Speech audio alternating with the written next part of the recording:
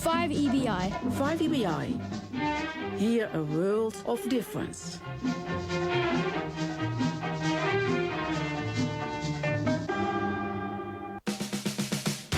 Every Monday to Friday, I give you morning music vitamins, music pills with Dieter from around the world.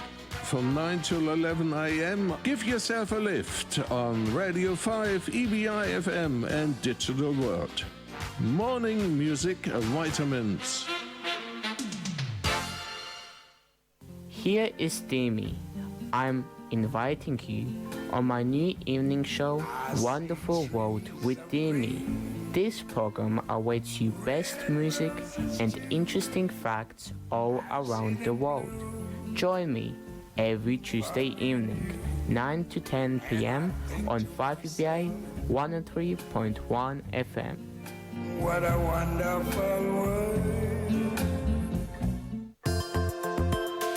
Did you know that 5EBI's website has radio on demand? Yes, that means if you miss any of your favourite programmes, you want to hear them again or share them with someone overseas, go to 5ebi.com.au, that's 5ebi.com.au, and select Radio on Demand. Select the date and the program, mostly music of course, and you can listen to it as many times as you want, whenever you want and wherever you are. And of course, this applies to all programmes you might listen to on 5EBI. No need to miss out on any of your favourite programmes anymore, especially mostly music. The Community Radio Broadcasting Codes of Practice are being reviewed, and you have an opportunity to help ensure the revised codes are clearer, simpler and up-to-date with changing community standards. Have your say at cbaa.org.au. The consultation is open now and closes on the 15th of December. 普通话 Ellenica. Arabic, English, Polski, Español? 5EBI, hear a world of difference.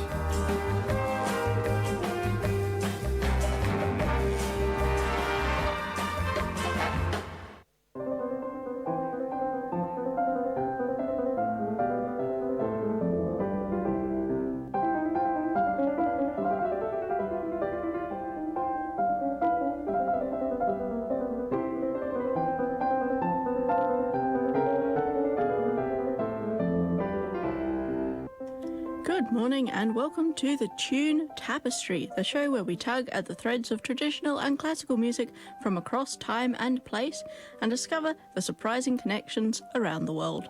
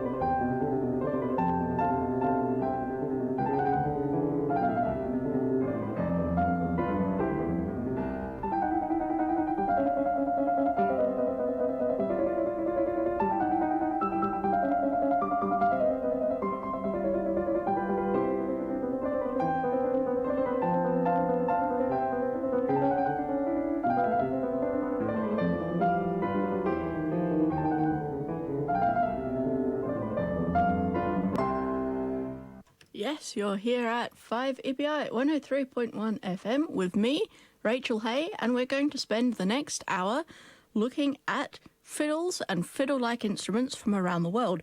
This is, of course, the Tune Tapestry, a second weekly show, the second week of a weekly show where we look at traditional and classical music from around the world. First, an apology. There was microphone interference at the start of last week's show. We're still not quite sure what caused that.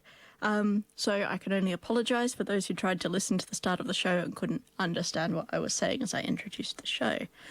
Also from last week, thank you to Valentina Milanova and Serafim Pardi, who got in touch with me by social media after listening. And it was also pointed out to me that last week's show was maybe a little bit too technical, assuming people had music theory training, which I can't assume everyone has. So I'll try to slow down going forward and be less technical. So, as I said, this week's show is about fiddles and fiddle-like instruments, violins and other instruments with strings and a bow, basically. And I thought it was only going to take a week. Turns out this is a very, very popular style of instrument worldwide, so we're going to be talking about this for a couple of weeks.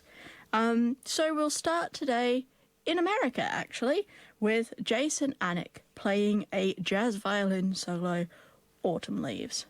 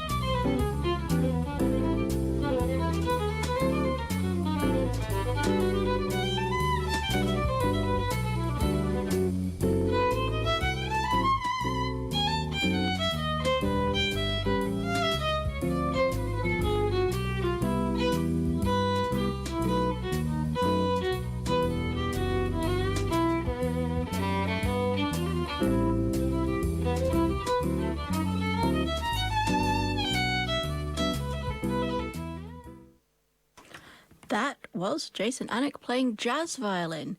Now, we are spending this hour talking about fiddles and fiddle-like instruments from around the world. I'm sorry about that. And that Jason Anick there was playing jazz violin, which is a standard violin, the sort of violin you would find in a Western orchestra. So we're going to look now at violin-like instruments. It's not the same instrument, maybe a close relative. So the first one we're talking about today is the Hardanger fiddle, which is the national instrument of Norway. It's played mostly in southwestern Norway. It's similar to a standard violin, but it has 8 or 9 strings rather than 4, and is made of thinner wood. Now, the 4 strings are the same as a normal violin, but then there are 4 understrings, or sympathetic strings, which just resonate. This means that they make a sort of sound without being played. Now, this is typical of Scandinavian... I'm going to get technical, I said I wasn't. This is typical of Scandinavian fiddles. Even on a standard violin, you normally tune the strings to G, D, A, and E. But a lot of Scandinavian fiddle players, folk fiddle players who play the standard violin, will tune it to A, E, A, E. And this means that when they're playing the melody, they'll usually use the top 2 strings, and then the bottom 2 strings will vibrate because it's the same note. So it's like, oh, it's me, I'm going to make noise now. and it just makes a bit of a louder sound, I guess. But the Hardanger fiddle, it has 8 strings, so the 4 normal strings and 4 vibrating strings. And the bridge is flatter than a normal violin, so often 2 or 3 strings can be played at the same time. Now, there is a bit of a strange history with the Hardanger fiddle, because there are a lot of folk tales that associate it with the devil. Good players are said to have been taught to play by the devil. Because of this, during religious revivals in the 1800s, many fiddles, both regular and Hardanger in Norway, were destroyed or hidden, as it was considered a sinful instrument because it encourages dancing, drinking, and fights. Now, fiddles definitely encourage dancing, but I'm not sure about the rest. But anyway, until the 20th century, it was forbidden to play a Hardanger fiddle in a church building in Norway. The Hardanger fiddle also appears in popular culture. It was used in the Lord of the Rings soundtrack. In The Two Towers and The Return of the King, it was the main voice in the Rohan theme. However, it was played by a classical violinist who didn't use Hardanger techniques like bowing 2 strings at once, and also used vibrato, which is a technique in classical violin that basically the hand on the strings is really wobbly. What this does is it causes a slight movement on the note rather than just being a single note. And that's not used in Hardanger fiddle technique because it interferes with the understrings making their noise as they're meant to. So the Hardanger fiddle did appear in Lord of the Rings, but it was played by a classical violinist, so it wasn't quite Hardanger fiddle sound or technique. So after all that, let's listen to Christian Borlaug playing Fanitullen on the Hardanger fiddle.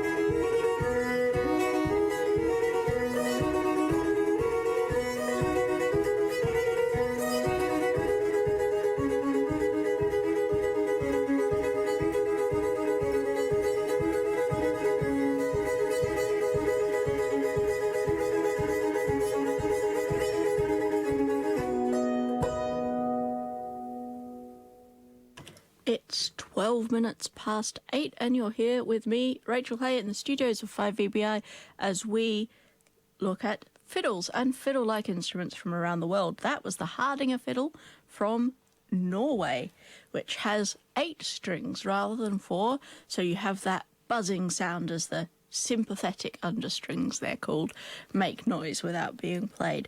Now, drone or understrings seem to be a popular thing in European fiddle-like instruments. So we're going to go now to Eastern Europe, where the gudok, or a Eastern Slavic instrument that I'm probably mispronouncing, has 3 strings.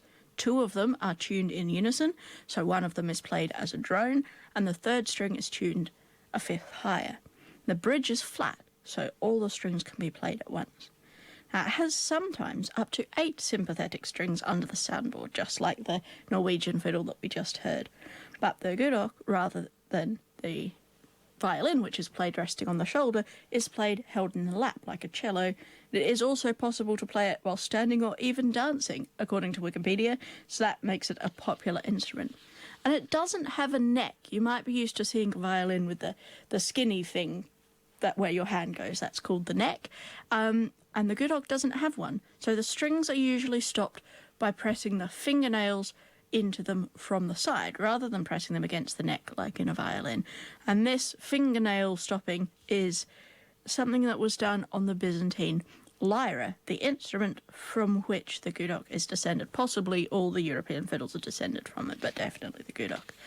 So here is 3 Russian folk melodies played on the gudok. They're called Zavidochka, Komarinskogo, and Polka Dots. And apologies for any mispronunciation, but here it is. 3 folk melodies on the gudok.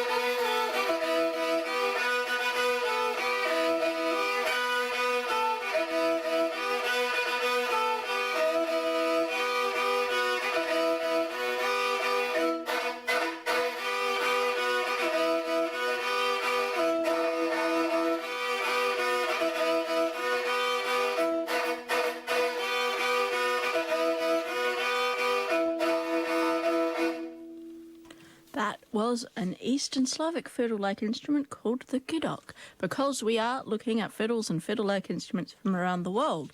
So far, we've been quite European. We've had jazz violin, we've had Norwegian hardangerfil, and now the gudok, which is a Russian or Slavic instrument. So let's look outside Europe for a bit. We'll go to Uganda, where they have the endingidi, which is a popular traditional Ugandan instrument. It's also called a tube fiddle. It has one string, which runs from the neck to a small drum-shaped sound box at the one end. And I do say drum-shaped because it has a hide over one end of it, just like a drum. And unlike a fiddle, the hair of the bow runs between the string and the neck, rather than, so you play by pulling the bow away from the instrument rather than pushing it towards, as you do with a violin. So here is Albert Basaso Sempeke performing a traditional Bugandan wedding song on the endingidi.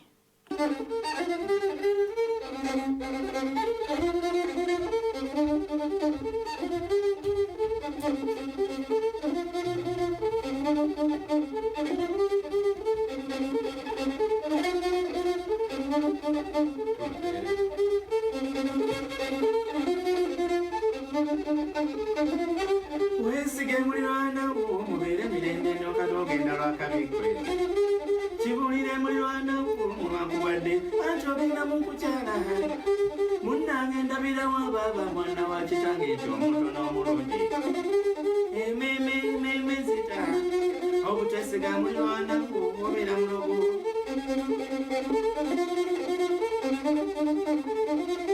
munnange ndabira wa baba mwana wa kitange ekyo omutono omulungi munnange ndabira wa ddiya anti mwana wa kitange wensige mulirwanako mubere mirembe n'okatogenda lwakabigwe ememe zita abakyala bebaabo munnange ndiwamu munnange oliero nange nze ndi wano munnange ndiwa munnange ndabira wa ddiya abeere mirembe wesige mulirwanako mubere mirembe n'okatogenda lwakabigwe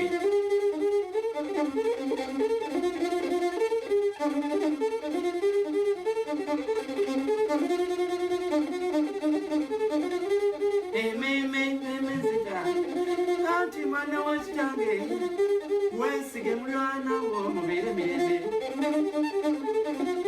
botesiga mulirwanako tobeera mulongo kyannako abakyala bagala bagaga abavuba babona siringi eziwera omutwalo yateeka mu biraato ememe zita terekera mugazi wange asinga abalala mukyala mutuuzanga nange nze ndi wano munenze ndi wamu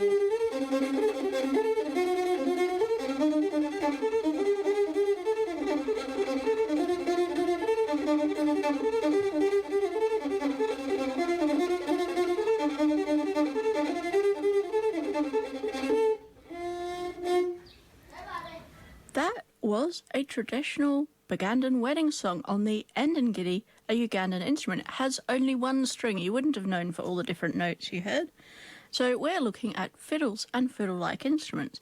And most of the ones we've heard so far have been about fiddle-sized, about the length of an arm. But of course, there are violin relatives that are much larger, such as the cello. So we'll bring you back to perhaps more familiar music with the group The Two Cellos. That is the name of the group.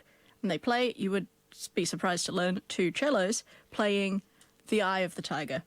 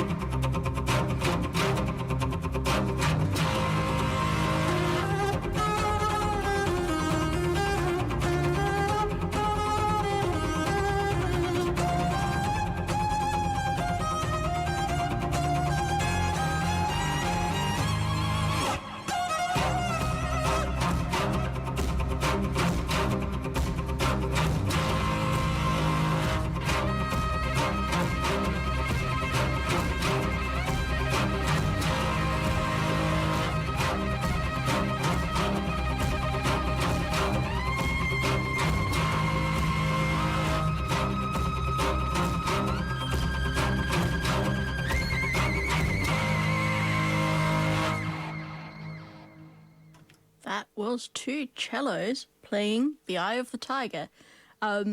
Possibly familiar interlude for you before we head back into the wild world of fiddle-like instruments from around the world. Although we're not going too far away from perhaps your typical Western violin right now, because we're going to Wales, who unfortunately just lost the soccer to England. But they're better at music than England, so we'll stick with that. Anyway, they have the crwth, which is a bowed lyre, a stringed instrument from Wales. It was once played widely across Europe. According to Wikipedia, I've yet to find any other sources for that. And the name comes from the Proto-Celtic kroto, meaning round object, because of the shape. I'm not sure why because of the shape, because it's an incredibly rectangular-looking violin object. Anyway, in Gaelic, the word crech comes from the same root, and it means a harp or a lyre. The crwth was played in Wales from at least Roman times, and there are clear, continuous records of it from the 11th century. Now, it is, as I said, fairly square. It's a square box with a flat, fretless fingerboard and 6 strings, which are traditionally tuned by tightening the highest string as much as possible without breaking it. It's very easy to break the highest string on a violin, and then tuning the rest of the strings in intervals. This was actually a fairly common practice before tuning forks were invented. The lower end of the crwth is braced against the chest with a strap, like a guitar is, although a guitar isn't braced. Anyway, and the neck leans against the arm. Now, there's an interesting folklore character who played the crwth. He's called the Crethor Du, or the Black Crwth Player of Welsh legend, and he appears in stories such as Y Crethor Du ar Blythiaid, or the Black Crwth Player and the Wolves, where the main character escapes from a pack of hungry wolves by playing in turn forcefully, melodiously, and gently to calm them and put them to sleep. So, with all that in mind, hopefully you won't be put to sleep by this next tune, but here is Ryan Coons, a member of the traditional music ensemble Whirligig, playing The Wren on a crwth made by Ken Coons, who I presume is a relative of his.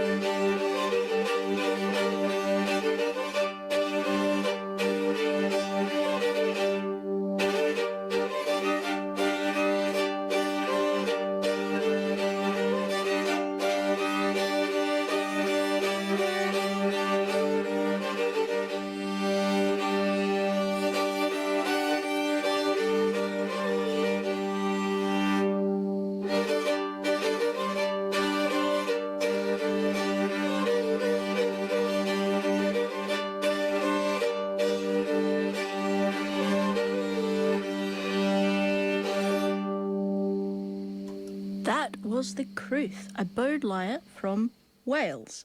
So we're going to hop over to the other end of Europe, where there's another bowed lyre used, which is the Cretan lyra, used in the traditional music of Crete and other islands in the Dodecanese and the Aegean in Greece.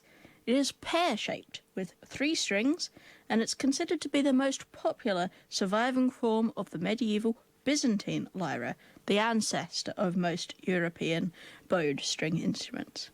It's held in the lap like a small cello, and the strings are stopped by pressing the fingernails against the side of the string rather than pressing the string into the fingerboard. Older lyras have 1 string which is used as a drone, playing the same note while the tune is played on the other 2 strings.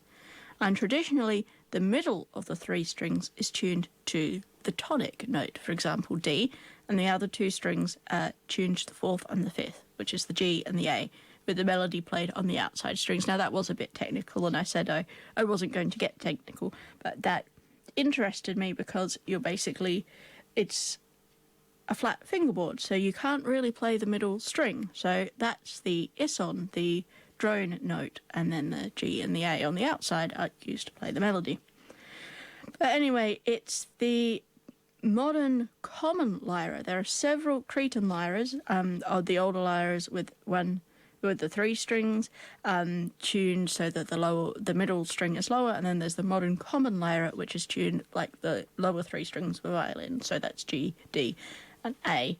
So here is Dimitris Koumantakis, who is a professor at a music school in Athens, playing the Cretan lyre.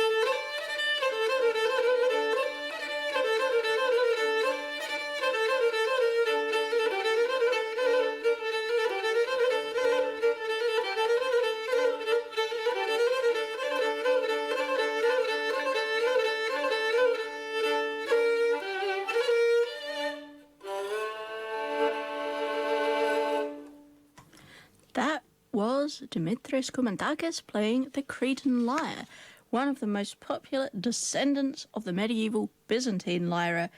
Well, the most popular surviving form of the medieval Byzantine lyre. I shouldn't say descendants, because descendants of the Byzantine lyre include the violin, the normal fiddle, a lot of European bowed string instruments. And we are looking at bowed string instruments, or fiddles and fiddle-like instruments today. So, as a lot of them, as I said, are descended from this Byzantine lyra. So how about we look at one, again, that probably isn't? So we're heading to Africa, specifically to Western Kenya, where the oruto instrument is especially popular amongst the Luo people. It's a one-string fiddle with a drum that looks to me like a tin can, a long neck, and it's played wedged against the side. It's often accompanied by drums and singing. The term oruto apparently also refers to a genre of Kenyan music which uses the instrument, and it's a central part of the Benga music genre. So, let's listen to this one-string tin can-looking fiddle. Here is Ezekiel Ochieng singing and self-accompanying his singing with the oruto.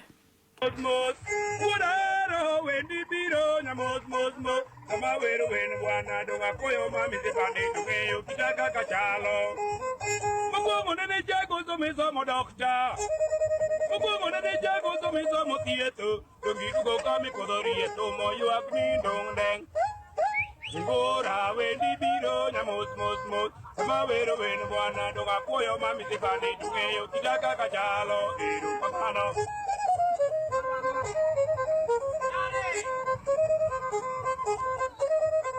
Ya voy mana bueno no golo pesa sama wera koyo kajo bedora tengo teramos argeawa teramos. Segura. Yo voy mana bueno no golo pesa sama wera koyo kajo bedora tengo teramos argeawa teramos.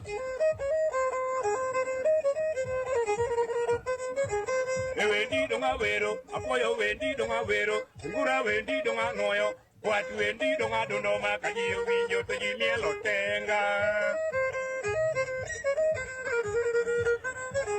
He vendido un avero, segura vendido un avero, ten vendido un adonoma, callillo viño, te y pama.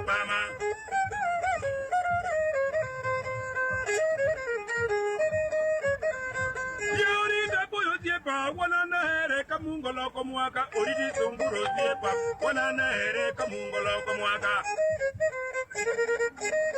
ojo luwa anu wuya wani nyaka beni koneno kidero samore pin to samoro luworo gi gik moko yudre di moromo mainda jari apoyo kuma nitie mano wuda hero mako mi mogo to chako medi gi chak to chako mi gima chielo automatically biro chalo ng'at moro mopong' ka guok makwalo ang'o nosomo dokta brero kel kadi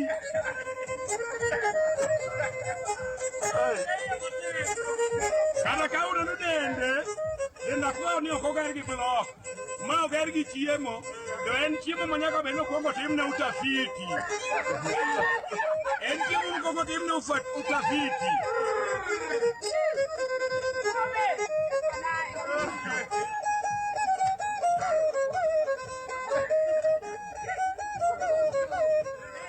jowendo beduru piny uteme winjo wechena awacho weche madiera ok atemo keto ng'ato lakini in the future Kenyans has got something good for you. Yorita puyo siepa wanana here kamungolo komwaka oriti wuda hero wanana here kamungolo.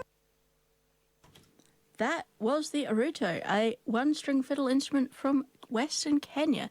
Now, personally, I'm impressed that you can get that many notes out of a single string, because, of course, in Europe, we're used to 4, 5, 6, 7-stringed fiddle instruments, even more strings than that, so that we can get a wide range of notes. So I'm personally impressed with the Aruto. So I did mention the many-stringed violin instruments of Europe, so we'll look at one of the ancestors of the modern violin. In fact, the ancestor of both modern violin and viola, which is the lira de braccio, meaning arm lyre. It's a similar size and shape to a modern viola, which to me as a fiddle player looks unwieldy and large, but nevertheless viola players exist, so I suppose it's fine.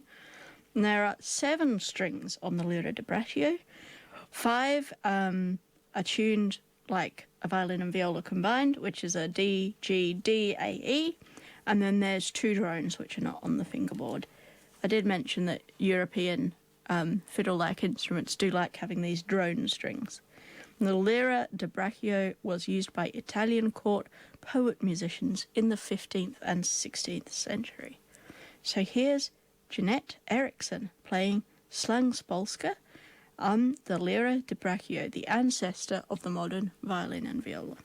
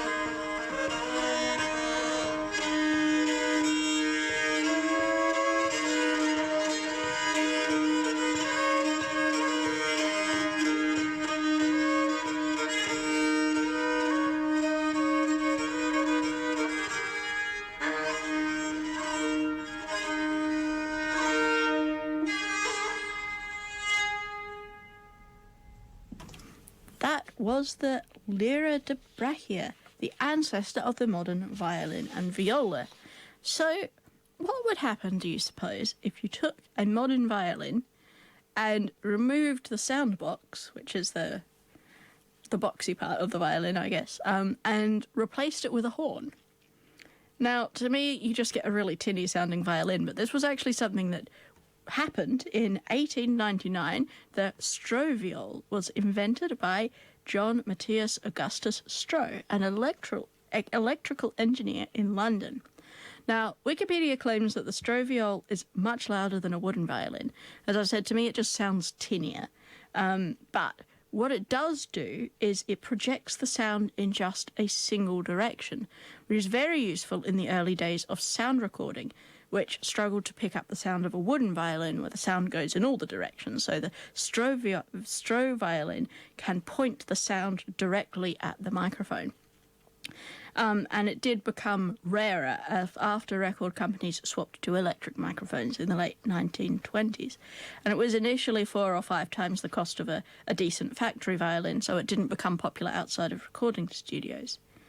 Except for the Romanian horn violin, which was built in the 20th century, I presume inspired by the Stroh violin, and the horn is as long as the Stroh violins but is narrower, so it's actually the horn of a gramophone. This is why the Romanian horn violin became popular, because it could be fairly easily built by amateurs by, I guess, combining a violin and a gramophone. So it became popular in Eastern Europe, and it continues to be used in Romanian folk music. So here is a group of people playing the Romanian Stroviol. They're playing a tune called Bickerbrennen, which is from Niedersachsen, but it is the Romanian style of the horn and violin.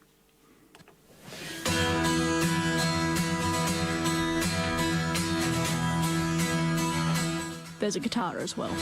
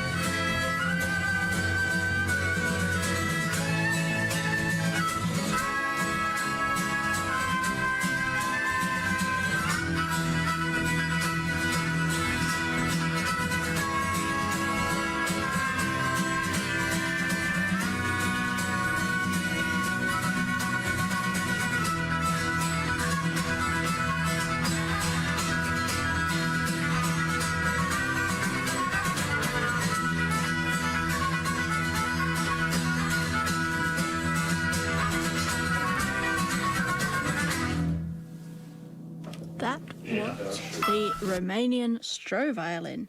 A standard violin, I should say, not a standard violin, but it is the neck and the fingerboard of a standard violin, but instead of the box, it has a gramophone horn. Because today we have been looking at fiddles and fiddle-like instruments, so bowed string instruments from around the world. And that is, to me, one of the most unusual because most of them have a sound box. Even the ones from Africa and the ones from China have a sound box to project the sound. This one has a horn. So we are almost coming to the end of the programme. I hope you've enjoyed it. We've barely scratched the surface, I would say, of fiddles and fiddle-like instruments from around the world. So we'll be continuing this journey next week. And I hope you'll stick around for the next 2 hours with Dieter, Morning Music Vitamins. He's in the studio looking startled. And join me again next week, Wednesday at 8 a.m. for more Tune Tapestry, the show where we tug at the threads of traditional and classical music from across time and place and discover the surprising connections around the world. And, of course, I guess, strings, bows, fairly common. And the thread that I haven't really commented on is the fact that a lot of them are descended from just the same two instruments, either the Arabic rabab or the Byzantine lyra, and I suspect that those two instruments themselves might be related because they're geographically quite close places.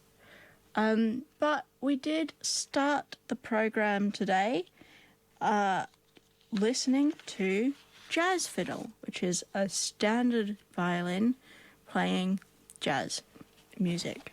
So an American form of fiddle playing. So we'll finish again today with an American form of fiddle playing on the standard violin, which is bluegrass fiddle. So this is the bluegrass band by the name of Southern Raised playing the Orange Blossom Special, which is a tune that I actually first heard being played by the Bushwhackers, which is an Australian group. They've got a song called The Indian Pacific, which is all about the train that goes across Australia. And anyway, they used the Orange Blossom Special in the second half of the track to as the background for what I think, quite interestingly, making the sounds of a train. This bluegrass band isn't doing that, but apparently Orange Blossom Special is a bluegrass tune and I just didn't know it. So in a minute we'll hear from this bluegrass band playing Orange Blossom Special, and that will be the end of the programme for today. Tapestry of Tunes, and I hope you join me again next week. So that's all for now. Bye from Rachel Hay.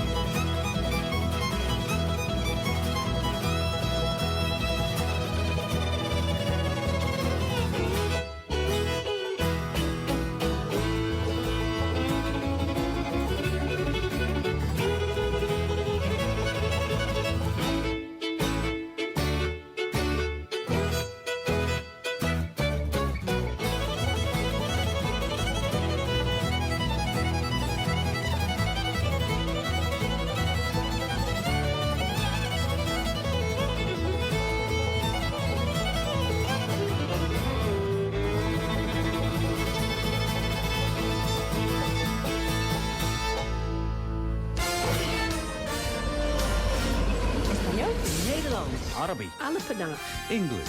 Português. 5 EBI, a world of difference.